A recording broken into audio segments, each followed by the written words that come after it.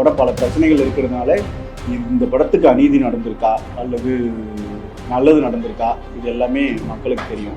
So அதுக்கான ஜஸ்டிஸாக தனிப்பட்ட ஒரு சென்சார் நினச்சி இது நிறுத்த முடியாதுன்னு நான் நினைக்கிறேன். எவிடன்ஸாக இருக்கிறது மட்டும்தான் நம்மளால் பேச முடியும். அதுக்கு தான் நமக்கு ஆதாரங்கள் இருக்குது. இப்போ ஆஃப் தி ரிகார்டாக ஒன்று நான் பேசுகிறேன், அப்போ எனக்கு அது எவிடன்ஸ் இல்லை.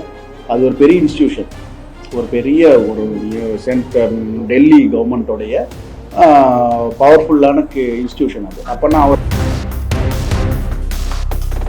பொது ப்ரோமோல செகண்ட் செஞ்சது ஒரு சைகையில இருந்தது, அதுமே கோட் ஷூட் போட்டதெல்லாம் இருந்தது. அந்த மாதிரி என்னென்ன எலிமெண்ட்ஸ்லாம் புதுசா சேர்ந்துருக்கோம்.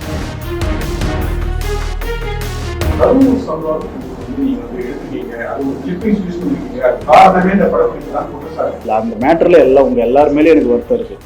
நான் எங்க இருந்தேன்னு கண்டுபிடிக்கிறதுக்கு உங்களுக்கு எவ்வளவு நேரம் ஆகும்? 4 பேர் போனை ட்ரேஸ் பண்ணீங்கன்னா தெரிஞ்சிட போகுது. எவ்வளவு நீங்க என்னென்னமோ கண்டுபிடிக்கிறீங்க, இது எவ்வளவு நேரம் ஆகும் கண்டுபிடிக்கிறது?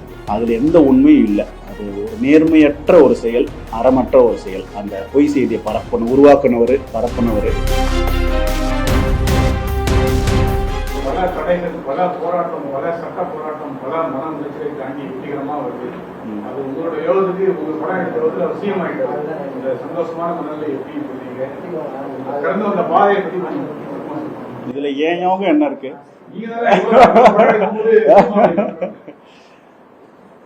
இல்ல, இது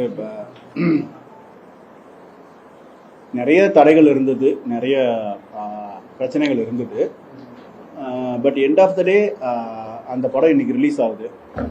அதனால இப்போ ரிலீஸ் ஆக போகிற படத்தை எல்லாரும் வந்து சப்போர்ட் பண்ணலாம். இந்த படம் பல பிரச்சனைகள் இருக்கிறதுனால இந்த படத்துக்கு அநீதி நடந்திருக்கா அல்லது நல்லது நடந்திருக்கா இது எல்லாமே மக்களுக்கு தெரியும். ஸோ அதுக்கான ஜஸ்டிஸாக இந்த படத்தை வந்து அவங்க சப்போர்ட் பண்ணணும்னு கேட்டேன். இல்லை, நான் இன்னும் இதை பற்றி நிறைய பேசல. ஒரு வாட்டி சினிமா ஈவெண்ட்ல பார்த்தேன், நிறைய பேசல. சார், படத்துக்கு சாருக்கு எப்பவுமே ஃபேமிலி ஆடியன்ஸ் பெரிய குழந்தைகளுக்கும் குழந்தைகள் வர முடியாம ஒரு இருக்கு. இது எந்த அளவுக்கு ஒரு பாதிப்பு ஏற்படும்? இல்லை, அது எல்லாருக்கும் வருத்தம் தான். எங்களுக்கும் ப்ரொடியூசருக்கு கஷ்டம்தான், எனக்கும் வருத்தம் தான். ஸோ அது கொஞ்சம் கஷ்டம்தான். பட் ஆனால் எங்களுக்கு அதை ஃபைட் பண்ணுறதுக்கான டைம் உண்மையிலே இல்லை. இப்போ ஒரு சர்டிஃபிகேட் கிடச்சிருக்கு, அந்த படத்தை ரிலீஸ் பண்ணுறது தான் எங்களோட ஃபஸ்ட்டு ப்ரியாரிட்டியாக இருக்குது.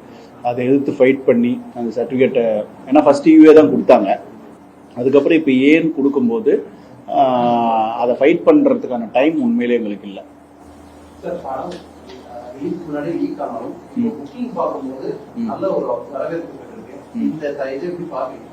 இல்லை, அது உண்மையிலே மக்களுக்கு தேங்க்ஸ் சொல்லணும். அவங்க நினைச்சா தியேட்டருக்கு வராமல் இந்த படத்தை பார்க்கறதுக்கான வாய்ப்பு அவங்களுக்கு இருக்கு.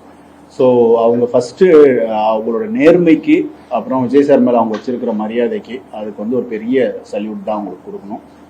ஒரு பெரிய அது காலத்துக்கும் நன்றி கடன் பட்ட ஒரு விஷயமா தான் பார்க்கணும். இந்த படம் லீக் ஆனப்ப ஒரு 2-3 ரூபாய் நான் அழுதுருக்கேன், ஃபீல் பண்ண சொல்லுவீங்க. அந்த நேரத்துல அந்த டைம் எப்படி கடந்து வந்தீங்க? அதேதான்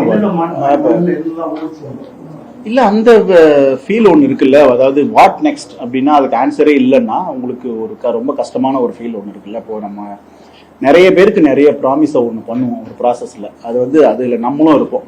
இந்த படம் வந்த பிறகு நம்ம இதை பண்ணலாம், அதை பண்ணலாம் அப்படின்னு நமக்கு நிறைய கால்குலேஷன்ஸ் இருக்கும். சுயநலமாக யோசிச்சா ஃபினான்ஷியல் கமிட்மெண்ட்ஸ் இருக்கும். அது எல்லாமே கொலாப்ஸ் ஆகுது இல்லை. ஃபியூச்சர் கொலாப்ஸ் ஆகுது, படம் கொலாப்ஸ் ஆகுது. நம்ம ஒரு ப்ரொடியூசருக்கு ஒரு பணத்தை செலவு பண்ணியிருக்கோம், அது கொலாப்ஸ் ஆகுது. நம்மளுடைய கமிட்மெண்ட்ஸ் கொலாப்ஸ் ஆகுதுன்னும் போது அதுலேருந்து மீள்றது டைம் தான் ஹீல் பண்ணும். ப்ரொடியூசரும் சப்போர்ட்டிவாக இருந்தார், ஹீரோவும் சப்போர்ட்டிவாக இருந்தாங்க. ஸோ அவங்க 2 பேரும் ரொம்ப ஸ்ட்ராங் அண்டர்ஸ்டாண்டிங்கில் இருந்ததுனால விஜய் சாரும் கேவிஎன் சாரும் அது எங்களுக்கு ஓரளவுக்கு அதுலேருந்து வெளியே வர்றது ஈஸியாக இருந்தது.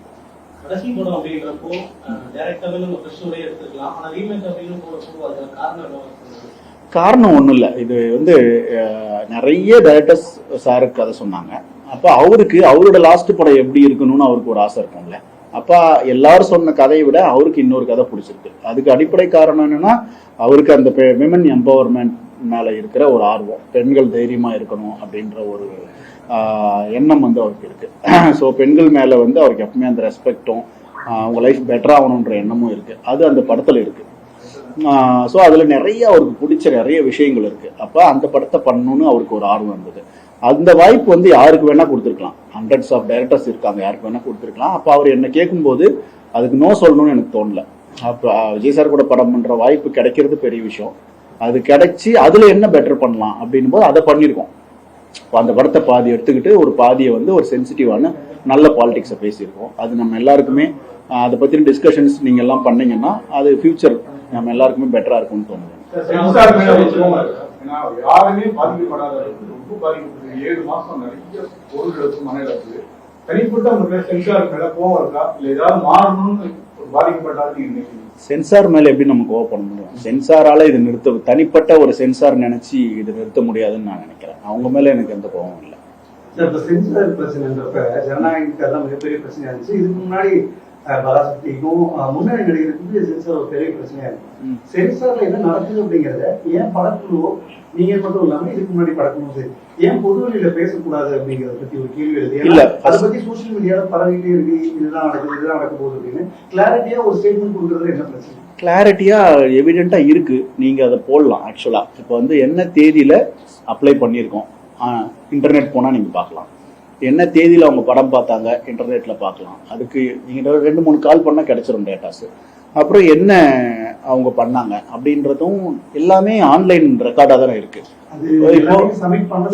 ஆமா ஆமா இல்ல அதான் சொல்றேன். இப்போ எவிடன்ஸா இருக்கிறது மட்டும்தான் நம்மளால பேச முடியும். அதுக்குதான் நமக்கு ஆதாரங்கள் இருக்கு. இப்போ ஆஃப் தி ரெக்கார்டா ஒண்ணு நான் பேசுறேன், அப்ப எனக்கு அது எவிடன்ஸ் இல்லை. அது ஒரு பெரிய இன்ஸ்டிடியூஷன், ஒரு பெரிய ஒரு டெல்லி கவர்மெண்டோடைய பவர்ஃபுல்லான இன்ஸ்டிடியூஷன் அது. அப்ப நான் ஒரு ஆதாரம் இல்லாம ஒரு விஷயத்தை எப்படி பேச முடியும்? நிறைய இருக்கு, பேசுறதுக்கு நிறைய இருக்கு. பட் ஆனா அது ஆதாரம் இல்லாம எப்படி நம்ம பேச முடியும்? அப்போ சட்டத்துக்கு உட்பட்டு ஒரு செயல் நடக்கலைன்னா அது நம்ம கோர்ட்டுக்கு போய் சேலஞ்ச் பண்றோம். இந்த மாதிரி ரூல்ஸ் இருக்குங்க, இந்த மாதிரி கொடுக்காத தப்பு அப்படின்னு கோர்ட் ஒத்துக்கிட்டு சர்டிஃபிகேட் கொடுக்க சொல்றாங்க. அதுக்கப்புறம் அதுக்கு ஒரு தடை வருது. தடை வந்த பிறகு சட்டத்தை வச்சு நம்ம என்ன வேணா பண்ண முடியல, நீதியை தாமதப்படுத்துறதுக்கும் அங்க சோர்சஸ் இருக்கு. ஸோ அப்படி எங்களுக்கு ஒரு அநீதி நடந்திருக்கு. பட் ஆனா அதை எப்படி இதான் நடந்ததுன்னு சொல்லு அப்படின்னா என்கிட்ட எந்த எவிடன்ஸும் இல்லை சொல்றது, அவ்வளவுதான். ஸோ அதை மக்கள் புரிஞ்சுப்பாங்கன்னு நான் நினைக்கிறேன், புரிஞ்சுக்கிட்டு அதுக்கான தீர்ப்பு கொடுப்பாங்கன்னு நினைக்கிறேன். சார் நேற்று வந்து புது ப்ரோமோல சார் செக்ரட்டரி செஞ்சார், ஒரு சில செய்கைகள்லாம் வந்து கோட்ஸ் போட்டது, அது மாதிரி என்னென்ன எலிமெண்ட்ஸ்லாம் புதுசாக சேர்த்துருக்கு சார் படத்துல சார்? ஆனா இவ்வளவு ஃபாஸ்டா கேட்கறேன்.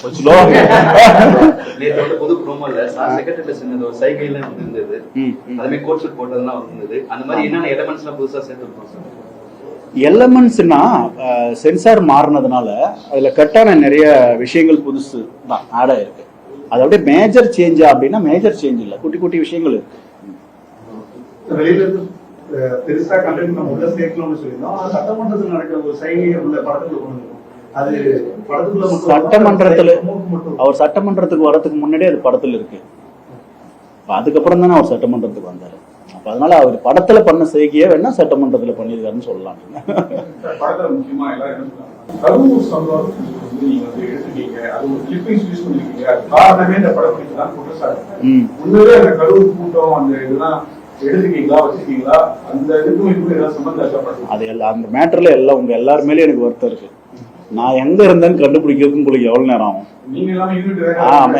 யூனிட்டே போனாலும் உங்களுக்கு எவ்வளவு நேரம் ஆகும் கண்டுபிடிக்கிறதுக்கு? ஏங்க 4 பேர் போன் ட்ரேஸ் பண்ணீங்கன்னா தெரிஞ்சிட போகுது. எங்க வீட்டு சிசிடிவியை பார்த்தா தெரிஞ்சிட போகுது. எவ்வளவு நீங்க என்னென்னமோ கண்டுபிடிக்கிறீங்க, இது எவ்வளவு நேரம் கண்டுபிடிக்கிறதுக்கு? என்னன்னா இது ஒரு ஸ்பெகுலேஷன். அதை யார் பண்ணாங்க, எதுக்கு பண்ணாங்க அப்படின்றது உங்களுக்கு தெரியும். அந்த உண்மையை மக்கள் ஏத்துக்கலைன்றதும் இன்னைக்கு ப்ரூவ் ஆயிருக்கு. அதனால அதுல எந்த உண்மையும் இல்லை. அது ஒரு நேர்மையற்ற ஒரு செயல், அறமற்ற ஒரு செயல். அந்த பொய் செய்தியை உருவாக்குனவர், பரப்புனவர், அதை கேரி பண்ணவங்க எல்லாருமே அது ஒரு அறமற்ற செயல் நான் நினைக்கிறேன்.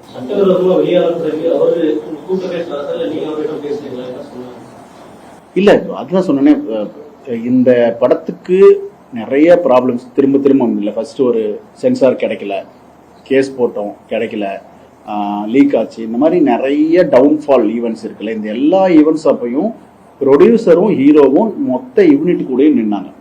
Very very strong. Producer KVN sir call பண்ணி ஹீரோ கிட்ட, சார் என்ன நடந்தாலும் லாஸ்ட் வரைக்கும் நான் உங்களோட இருப்பேன் அப்படின்ற ப்ராமிஸா அவர் டே 1ல சென்சார்ல படம் ரிலீஸ் ஆகாத போய் கொடுத்துட்டாரு. அவருக்கு எல்லா வாய்ப்பும் இருக்கு. இந்த மாதிரி பிரஸ் முன்னாடி உட்காந்து அவர் கம்ப்ளைண்ட் பண்ணலாம் ஹீரோவை. என்ன வேணா பண்ண முடியும்ல, என் காசை திருப்பி கொடுங்கன்னு கேட்கலாம், உங்களால தான் இது நடந்துருச்சுன்னு ப்ளேம் பண்ணலாம். அவர் அதை எதையுமே பண்ணல, லாஸ்ட் வரைக்கும் நான் நிக்கிறேன்னு சொன்னாரு. அவர் வந்து இத்தனைக்கும் நிறைய படிச்சவர், அவர் லாயரு, சிஏ படிச்சிருக்காரு, என்னென்னமோ பிஸ்னஸ்லாம் படிச்சிருக்காரு. ஸோ அவர் வந்து நல்ல நிறைய யோசிக்கிற, நிறைய சக்ஸஸ்ஃபுல்லாக இருக்கிற ஒரு பிஸ்னஸ் மேன். ஸோ அவரு ஸ்ட்ராங்காக நின்னாரு. அதே மாதிரி ஒரு பெரிய சக்ஸஸ்ஃபுல்லாக இருக்கிற ஒரு ஹீரோ, நிறைய எக்ஸ்பீரியன்ஸ் இருக்கிற ஒரு ஹீரோ, அவரும் ஸ்ட்ராங்காக நின்னாரு. ஸோ அப்படி இருக்கும்போது எங்களுக்கு இதை கடக்கிறது ஈஸி தான்.